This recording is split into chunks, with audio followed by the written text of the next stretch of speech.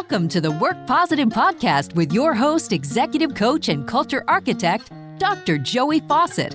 Discover strategies and tactics that work positive as Dr. Joey talks with industry leaders who create a positive work culture that attracts top talent and reduces team turnover.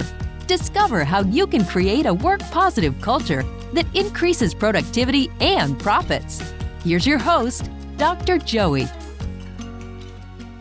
So, hey, Work Positive Nation, who is the expert in your business? Who is your go-to for guidance for all things your business, that really guides your business, who sets the culture pace of your vision? What if I told you that your fans should be the experts, that your fans can be the experts in terms of how you set culture? If you have yet to read the book, Fans First, do yourself a favor right now while you're listening to this podcast, flip over to Amazon, B&N, wherever you go to buy fine books, and get yourself a copy of Fans First, because your world is going to open up, and it's going to be things that maybe you've thought about before, but maybe not had the courage. So you need some encouragement, some inspiration to get it done and really move forward to make your business all about your fans and Fans First. Because my guest today did that, came from sleeping on an air mattress, right? And eating ramen, which, that's how I lived through college, was ramen. And I wish I'd have had an air mattress because the one I slept on was like a plank. But anyway, he came from that to now he's about to announce worldwide tours, taking his baseball team, right? I said it, baseball team, into places all over the world. They sell merch all over the place. If you're not watching this on YouTube, go check out the YouTube version of this, because the dude is wearing a yellow tuxedo, and my son-in-law and daughter sent me a hat with their team's logo on it just for this podcast. So Work Positive Nation, help me welcome to the podcast, Jesse Cole. Jesse from the Savannah Bananas. Welcome.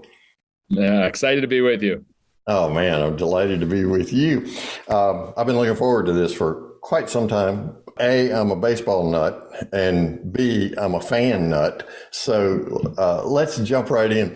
We're all about here in Work Positive Nation about attracting top talent. And as I'm reading Fans First and Find Your Yellow Tuxedo, one of the key things that you did in putting together the teams for not just the on-field teams, but your work teams, your president, Jared, and others, putting that team together, you figured out how to best attract top talent. So what were some of those things that you did to attract Jared and, well, Emily, although that may be another story, right? And put together that top talent team, Jesse? Thank you. Well, let's be open. We didn't attract anybody in the beginning. I mean, we could barely get anybody to play for us, let alone work for us. And, it was a challenge. We weren't very clear on who we are and what we stand for.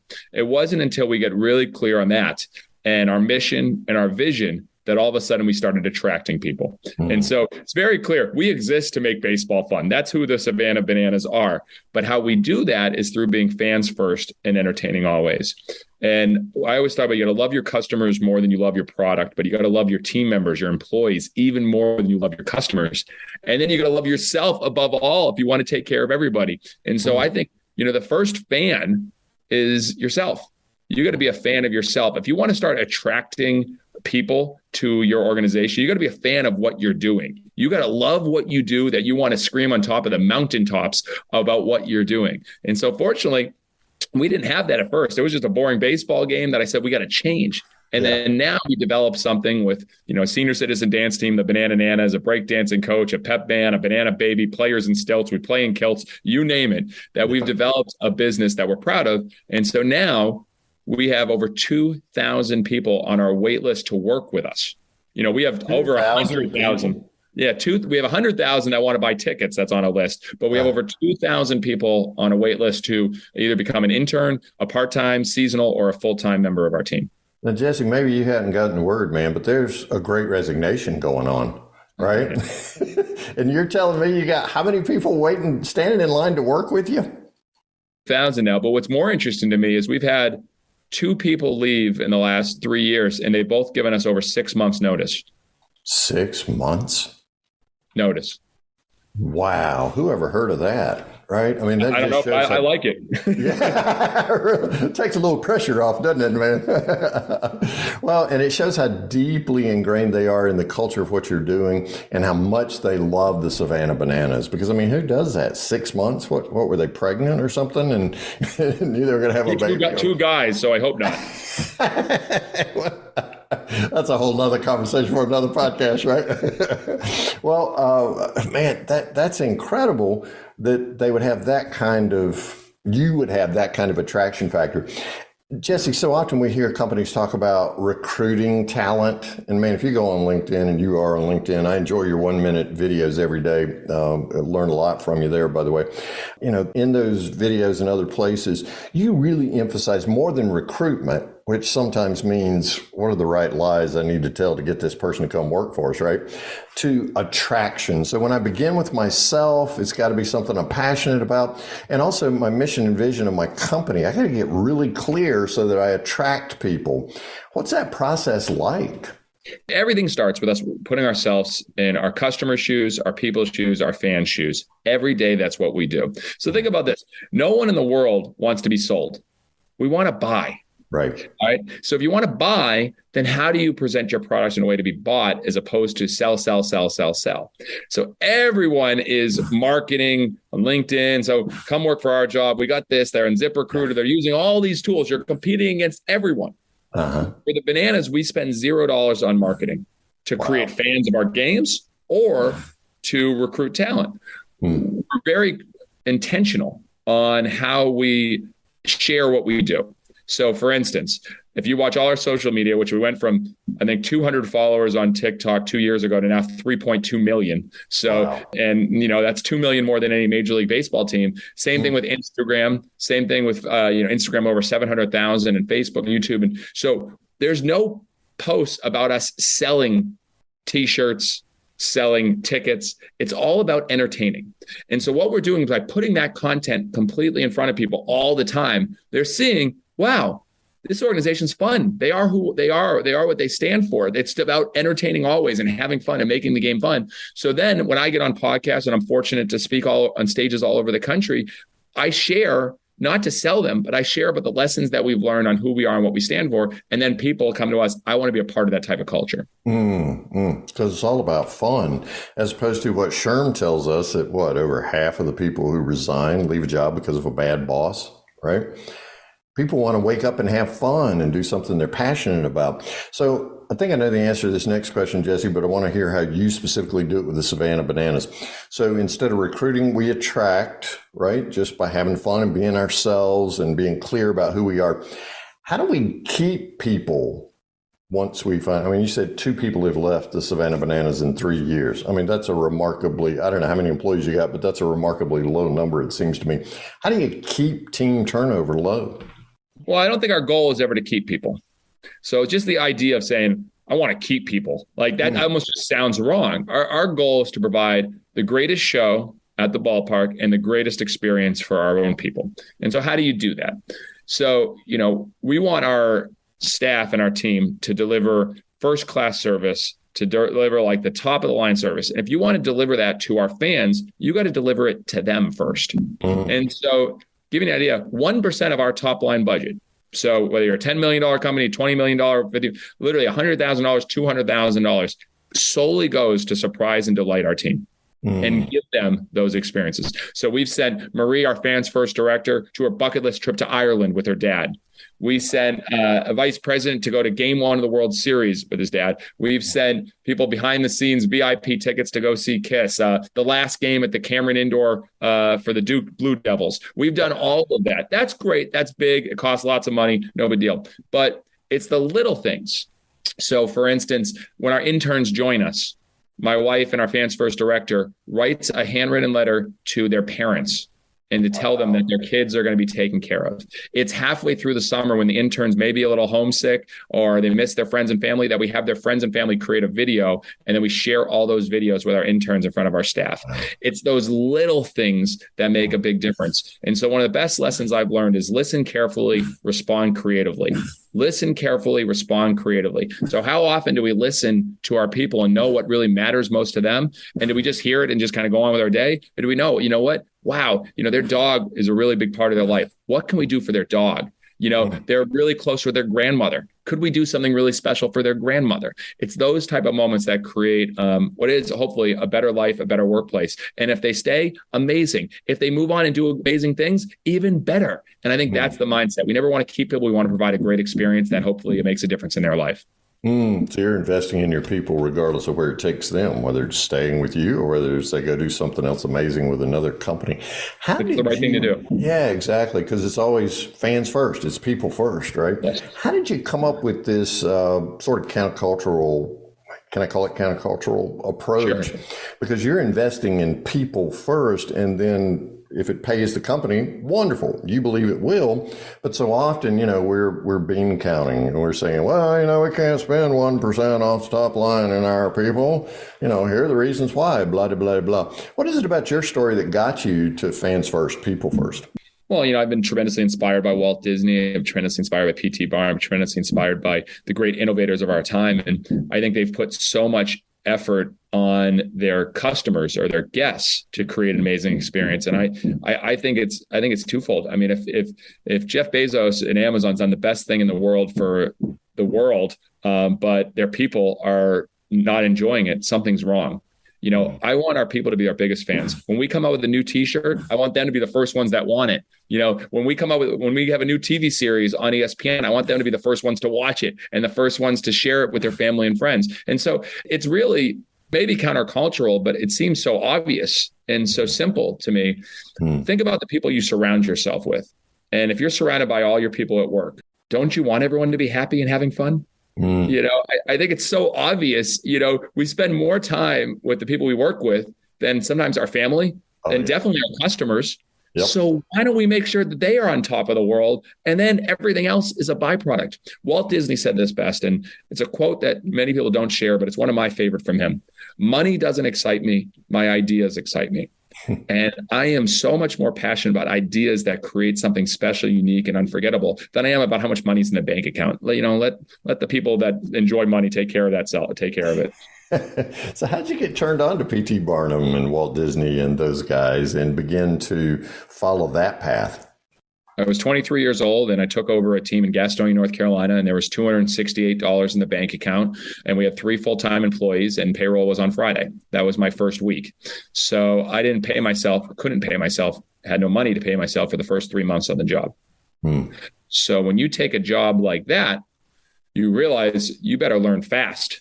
And so I didn't read any baseball books or books in the sports industry. I said, who are the greatest entertainers and the greatest showmen in history, and what do they do?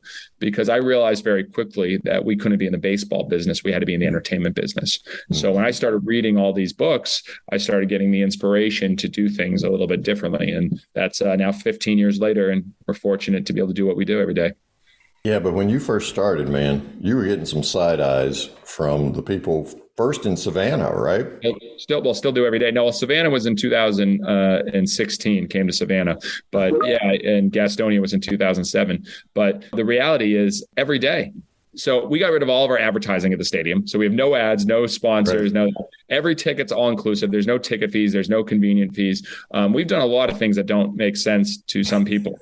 But when we just made the decision to go all in on Banana Ball, we left the competitive Coastal Plain League, where we had college players playing in regular traditional games. We made the decision to leave that, which we'd won the last 2 championships, 3 of the last 6, most wins in the league, and where we pay our players 0 because we're not allowed to, because it's NCAA. You can't pay your players. Right. And now say we're going all in on Banana Ball. We're forming a league of our own, basically just ourselves playing other teams from all over. And we're now going to have a 7-figure player budget to go professional. That makes 0 sense. We are getting criticized every single day on this. But if you're not getting criticized, you're playing it too safe. And I think the people that really do something in this world are the people that take chances and go against the grain that will get criticism. Jeff Bezos said you have to be willing to be misunderstood. We are misunderstood dramatically right now. We were misunderstood when we named our team after a fruit and we became the Savannah Bananas. So we will continue to be misunderstood. Yeah, well, and I love the way you involved the city of Savannah, right, in choosing the name. Yes. You just said, hey, let's have a contest. Who chooses the name? Who was it? Was her name Linda Meyer or something like that? You had the initials right, Lynn Moses. Oh, Lynn Moses. Okay, LM, Lynn Moses, Linda Meyer. Yeah, sorry, Lynn. Yeah, she came up with the name, and you guys really latched onto it. Grayson Stadium was a legend stadium, but yet it's working. It's working. So how do you have the emotional fortitude to say, hey, I don't care what these people think. I'm going to go in this direction because I think it's a great idea.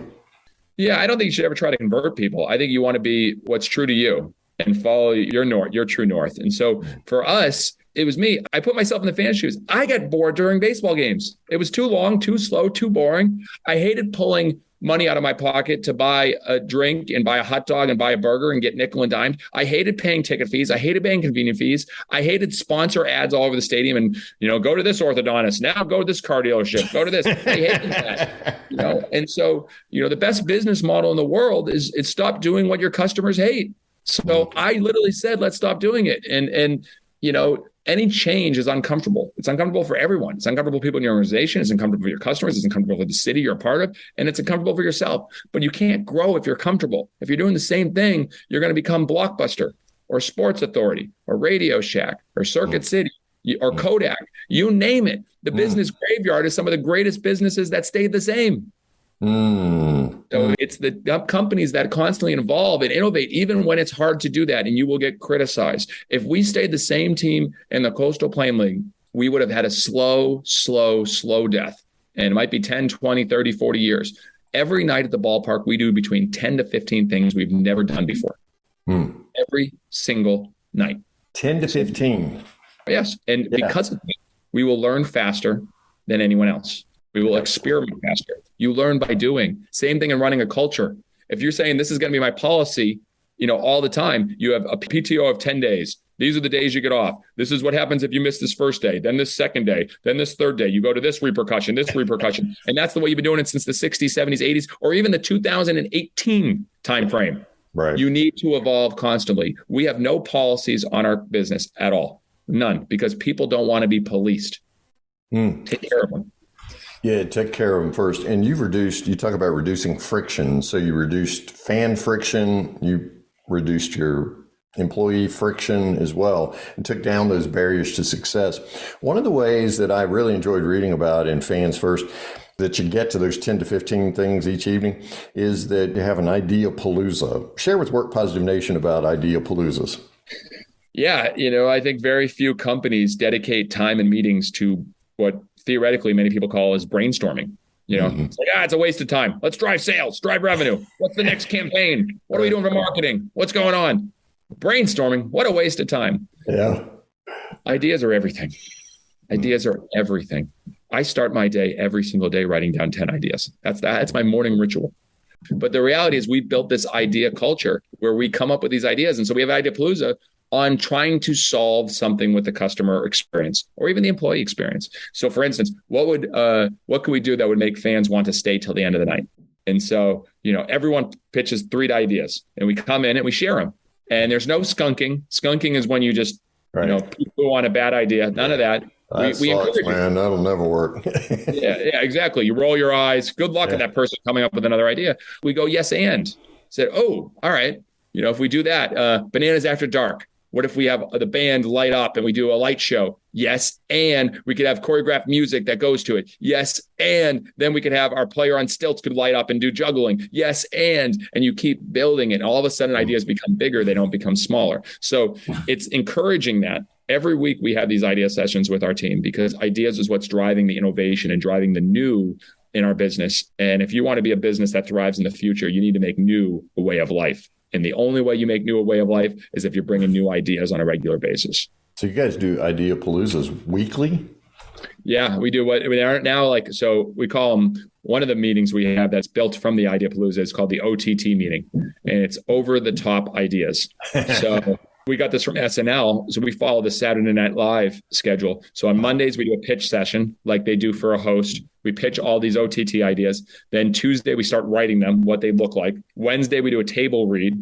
Thursday, we start building what props we need. And then Friday, we start our rehearsals, and we do a rehearsal in front of a VIP group first. And depending on how that goes, then we put it into our actual show. So we build these ideas every Monday into our actual games. And that's how we get the 10 to 15 things that never happened before on a baseball field. Well, it's interesting you should mention SNL, because when you kept saying yes and, yes and, yes and, I'm thinking this is like improv comedy, right? It is. And what if every business brought that type of creativity and openness to new ideas? Wow. Jesse Cole is my guest on this episode of Work Positive Nation. Go to SavannahBananas.com or find him on LinkedIn or TikTok or Instagram, wherever you hang out. Man, you're just going to get an idea palooza a day from Jesse Cole. So people may be saying, oh, okay, well, that's great for the Savannah Bananas. But just this week, in fact, I posted this and tagged you on LinkedIn with this. Major League Baseball decided to change some of its rules. And man, I got to tell you, I saw a direct connect between banana ball and what Major League Baseball is changing. So you're in an iconic industry, and yet you're doing something that is changing the whole realm of industry. If you could get all the owners of Major League Baseball together, Jesse, what would you say to them? I would listen. I wouldn't say anything. I think there's a difference. You know the room. I would listen. What are they talking about? Are they having the right conversations? What are they thinking about in the future? Are they playing 5 years out, 10 years out, 15 years out? What are they paying attention to the attention of their younger audience? What are they doing for young fans? How are they getting them attracted? What are the numbers showing? Season ticket holders. If season ticket holders are only 50% are showing up to the games, why are they continuing to do them? I'd ask questions and I would listen. I think anyone smart enough if you're thinking about coming in and saying things and leading things, that's not the right approach. And that's for any leader. So I would listen as much as I could. But if I could ask questions, I'm sure they'd hear a little bit of my mind. Yeah, some of those questions are going to share some of those ideas. Yeah. So that's the fans' first approach. You would serve them. You go in and radically serve them by asking questions and listening to the way they answer it. What is on the frontier for the Savannah Bananas? In other words, what challenges are you butting your head up against that you're working on fixing? I'm an eternal optimist, very similar to Walt Disney. So I don't see challenges. I see, obviously, opportunities. And the reality is, we're in a very unique niche. I think people are starving for fun. They're hungry for fun in sports. There's a great thing that we all love, the competitiveness of sports, and we all can get behind it. But sometimes, we work hard in our jobs, but to be able to come to a sporting event and just relax and enjoy. And I believe we have an opportunity to take that all over the world. I believe there is an opportunity for a huge demographic of players to play banana ball. And I believe that we are going to try to create a highlight type experience. If you watch Sports Center, each baseball game might have two highlights, a good play, a home run. Yeah. We're building our show for every single at bat to have a highlight. So we have a dancing umpire, so he might strike someone out, do a crazy thing. Our pitchers are working on strikeout moves. Like one guy has the Kyle crow hop. He backs off behind the mound, puts his legs up and his arms up, and does a crow hop across the mound. It's crazy. We have the hitters will walk up with bats on fire. Our catcher is working on catching the ball behind his back, a 90-mile fastball behind his back. I saw that. That dude is good. How does he do that? Practice. Same way you get to play. People don't realize we practice the trick plays. Our center fielder can catch a ball in the outfield, a fly ball, while doing a backflip. While doing a backflip? Well, he can catch the ball into a backflip while doing it. And so these things are what the guys work on. And so we want to create a game where you can't go. You don't want to go to the bathroom. You don't want to go get a bite to eat. We're going to literally chop off some of our revenue to create the greatest show in sports. And that we believe if you do that, everything else will take care of itself. Wow. So you just get good at what you are because you got passionate people who are doing what they were put here to do. That's amazing. Jesse Cole, owner of the Savannah Bananas. Go to SavannahBananas.com right now. Go to your favorite bookshop and get Fans First. It's an incredible book. It will revolutionize you. Listen to this podcast over and over and over. And Jesse, you've got your own podcast, right? I did. I recorded 150 episodes to learn and listen, but I held that up. I stopped in 2021 because my goal is we're traveling all over the world. I learned a lot. Now I'm learning by individual relationships, not necessarily by podcasts. But yep, business done differently. Still plenty of amazing content. I learned so much over those, I think 3 or 4 years I did the podcast. Oh, that's amazing. Well, 3 to 4 years, I mean, that's forever in podcast world, right? That's like you measured in dog years. So that's 21, 28 years, right? I'm very proud of it. Very proud of it. Good for you. Business done differently. So, Jesse, Work Positive Nation always wants to know from my guest, what's one thing you'd encourage them to do today to start creating a positive work culture? What's your one thing, Jesse Cole? Well, the mindset is be patient in what you want for yourself, but be impatient in how you give to others. And so be impatient on what you give to others. But the one thing, I would do this. I would take out your phone and I would do one video to someone on your team and just say, hey, John, I just want to send you a video. Thank you so much for everything that you have brought to this organization, the culture, the energy. Every day you show up positive, having fun, and you mean a lot to this team and you mean a lot to me. I appreciate you. Hope you have a great day. Wow. You are always about people first, man. And that challenges all of us. Jesse, thank you so much, man, for your wisdom, for your experience. Thank you for what you're doing with the Savannah Bananas. I'm excited. And, after I push stop on the recording here, can we talk about me? I just want one ticket, man. I don't want all season tickets. I just want one ticket. I hear you. We'll see what we can do. Thanks so much. Jesse Cole, SavannahBananas.com. Go find your own yellow tuxedo, Work Positive Nation, and make sure you get your copy of Fans First today. Thank you, Jesse. We appreciate you, man. Thank you. Thank you for listening to the Work Positive Podcast with your host, executive coach, and culture architect, Dr. Joey Fawcett. Please share this podcast with your friends who are small business leaders so they can create a positive work culture that increases productivity and profits. Get your free 15-point Work Positive checklist to help you attract top talent and reduce team turnover. Download the checklist at workpositive.today/checklist. Remember, it pays to work positive.